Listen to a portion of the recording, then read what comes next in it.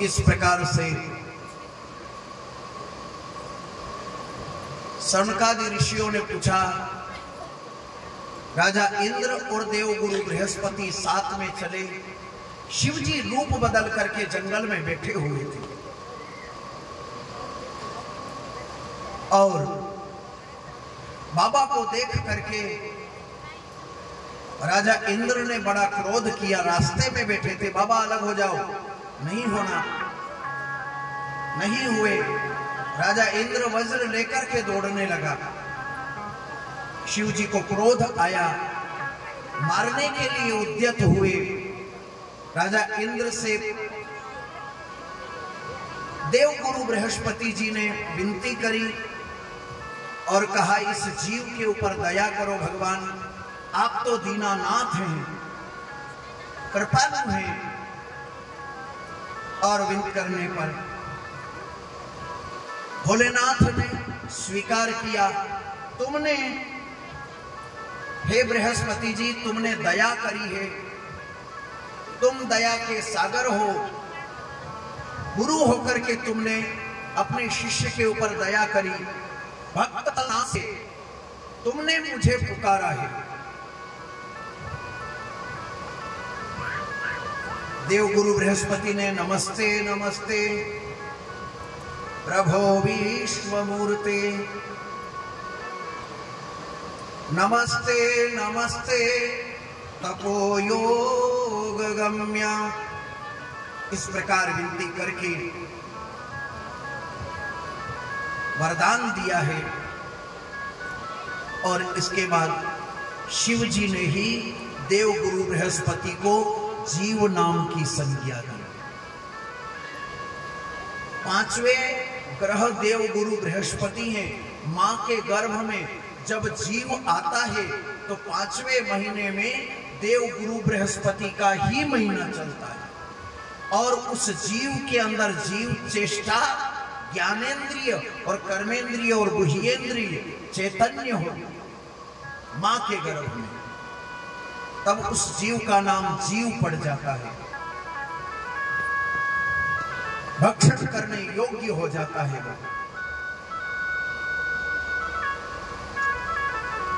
अच्छा, बहुत सारे लोग कहते हैं कि बाप जब तक होता है तब तक ग्रह नहीं लगता है, जब तक पिता होते हैं, माँ बाप होते हैं, तब तक बेटे को नवग्रह नहीं लगते हैं। बहुत सारे लोगों को ये डाउट होता है, मगर वास्तविक यह है मेरे भाइयों कि पहले महीने से ही ग्रह गोचर होता है, तभी ही जाकर के गर्भ मां के गर्भ में ठहरता है, नहीं तो गर्भ ही नहीं ठहरता, टिकता ही नहीं। स्पष्टवादी ये बात है कि सूर्य की दशम दृष्टि पड़ने से ही गर्भ मां के गर्भ में ठहरता है। तो पहले महीने का ही स्वामी सूर्य हो गया, दूसरे महीने में चंद्रमा, तो वो अंडाकार हुआ जीव। तीसरे महीने में मंगल ग्रह होता है, तो उसके अंदर खून का और शरीर के निर्माण का संचार होता है। 3 महीने तक वो अंडा बन करके रहता है मां के गर्भ में। यह पूरा विज्ञान है, साइंस है, और सारा ग्रह गोचर से संबंधित है, थोड़ा भी बाहर नहीं है। ऐसे पुनः घूम करके जब 10वां महीना लगता है, 9.5 महीना, 8.5 महीना, 9 महीना लग जाते हैं, 9वें महीने में जाकर के बालक का जन्म होता है, तब पुनः सूर्य अपनी दृष्टि गोचर में स्थापित होकर के नक्षत्र के अनुसार जीव का जन्म होता है। इसीलिए तो कहते हैं कि कायेन वाचा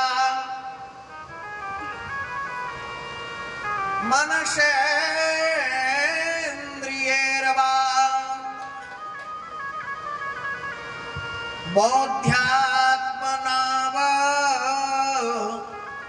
प्रकृति स्वभाव, बोध्यात्मना वा प्रकृति स्वभाव। जो प्राकृतिक स्वभाव मेरे मां के गर्भ से मुझे मिला है, नेचर गुण, प्रकृति स्वभाव, करोमि यद्यत् सकलम परस्मै। इसीलिए तो जीव वही करता है। अच्छा, एक और मजे वाली बात एक और है साहब, अच्छा अगर जो संत होगा, ज्ञानी गुणी संत होगा, ज्योतिष का विद्वान संत होगा, तो गुरु होगा, ब्राह्मण होगा, तो बच्चे को उसके खेल और उसकी बोली के अनुसार समझ में आ जाती है कि इसकी मां के साथ में या इसकी मां ने इसके 9 महीने तक कैसा व्यवहार किया होगा। ज्ञानी और गुणी बच्चे को देख करके ही समझ लेते हैं, क्योंकि बच्चे के अंदर गुण थोड़ी आया, मां के द्वारा गुण गया है। पॉइंट आ रहा है समझ में? ताई बनने आ रही। इसलिए नए जो बाल बच्चे हैं अथवा नई बहुएं हैं, अच्छी संतति अगर आपको चाहिए, अच्छी औलाद चाहिए जो आपको प्रणाम करे, जो आपको बुढ़ापे में पानी का पूछे, रोटी का पूछे, मैंने तो दिया अनाथ आश्रम में पटक के, न पढ़ तो चले अमेरिका। आजकल की बहुएं में ये भी हो रहा है, बेटों में ये भी हो रहा है, नौकरी जॉब के चक्कर में ये भी हो रहा है कि माँ बाप बड़ी खुशी से और उत्साह से संतान पैदा करते कि बुढ़ापे में पानी पिलाएगा, और बेटा जॉब करने गया है,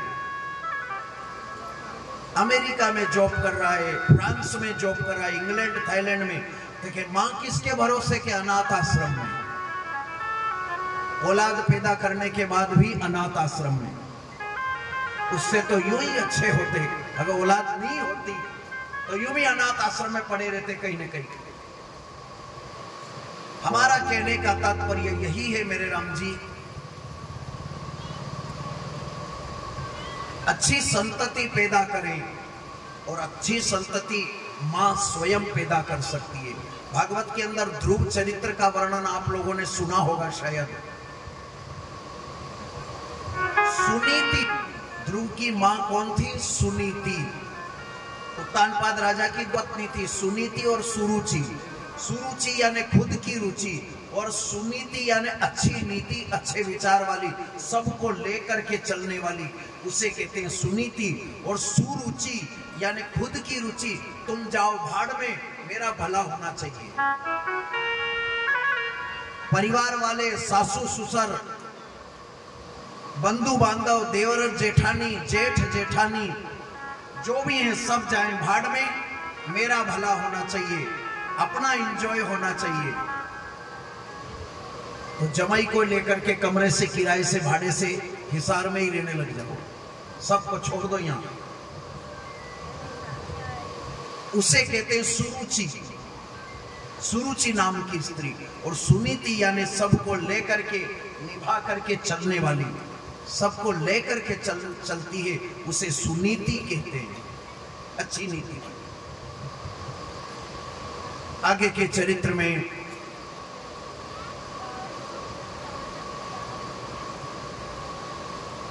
भगवान देवगुरु बृहस्पति ने इंद्र को वरदान दिया और आशीष दे करके वहां से जलंधर का चरित्र चालू होता है। और जलंधर के चरित्र में जीव की उत्पत्ति, और जीव की उत्पत्ति होकर के और शिव जी का भिक्षावृत्ति के लिए मां पार्वती के दरबार में जाना और भिक्षा मांगना। पार्वती के दरबार में गए और भवती भिक्षाम देहि, भिक्षाम देहि, क्या कहा? मां भिक्षाम देहि नहीं कहा, भवती भिक्षाम देहि। काय के लिए? शिव ने जगत के लिए मांगा है, अपनी धुनी में धुना समाने के लिए। इसीलिए तो कहा है कि बखान क्या करूं राखों के ढेर का, चपटी भर भभूत में खजाना कुबेर का। और क्या करा शिव ने जगत के लिए कि जहर पिया जीवन दिया, कितना उदार तू, आयो शरण तिहारी भोले, तार तार तू। भिक्षावृत्ति करना के अन्नपूर्णे सदा पूर्णे शंकर प्राण वल्लभे ज्ञान वैराग्य सिद्ध्यर्थम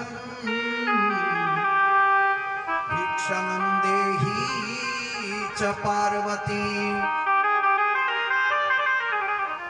माता च पार्वती देवी पिता देवो महेश्वर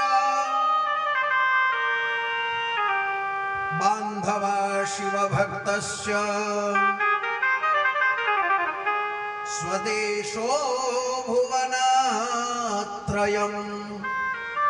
स्वदेशो भुवनत्रयम् त्रिभुवन के अंदर अन्न की और मां अन्नपूर्णा अन्न का दान करती हैं। भगवान भोलेनाथ कठोरता के अंदर अन्नपूर्णा से अन्न की और भंडार की भिक्षा मांगते हैं शक्ति से कि खाटो है चरपरो है बाबा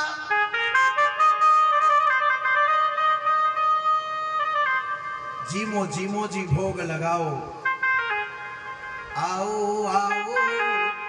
भोलेनाथ भोग लगाने लगे अन्नपूर्णा से आओ आओ सावरिया बेगा आओ जीमो जी भोग लगाओ है 56 भोग तैयार जी थाना सावरिया करे मनोहार जी थाना सावरिया करे मनोहार जी आओ आओ सावरिया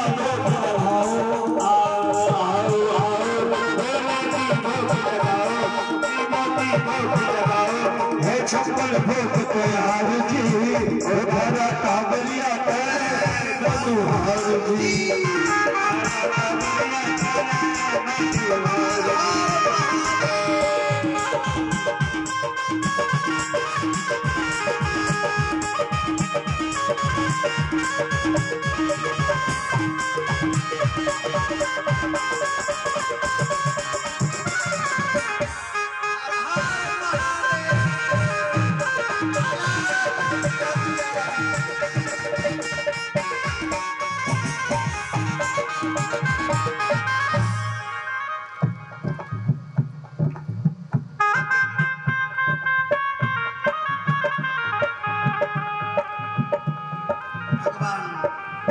ने विनती करी क्योंकि हर कथा की कड़ी हर कथा से कहीं न कहीं जुड़ी हुई है।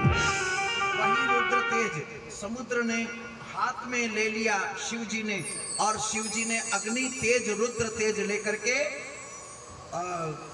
क्षीर सागर के अंदर छोड़ दिया। अब शिव का तेज शिव की अग्नि तीसरा नेत्र की जो अग्नि थी वो कौन सहन करे, उसे सहन करे तो करे कौन करे। और समुद्र सहन नहीं कर सके। भगवान से विनती करी शिव से सांत्वना आपकी अग्नि का तेज शांत हो। उसमें से एक पुरुष की उत्पत्ति होती है और पुरुष की उत्पत्ति करके और उस जीव का नाम ब्रह्मा जी का पुरुष निकला। समुद्र ने किनारे पर पटक दिया और जब किनारे पर पटक दिया रुदन करने लगा, रोने लगा है, आवाज लगाने लगा, हंसने लगा, घड़घड़ाने लगा, कान के समान धड़धड़ाने लगा। तब ब्रह्मा जी का आना और ब्रह्मा जी आकर के विनती करते हैं, कहा भैया तुम कौन?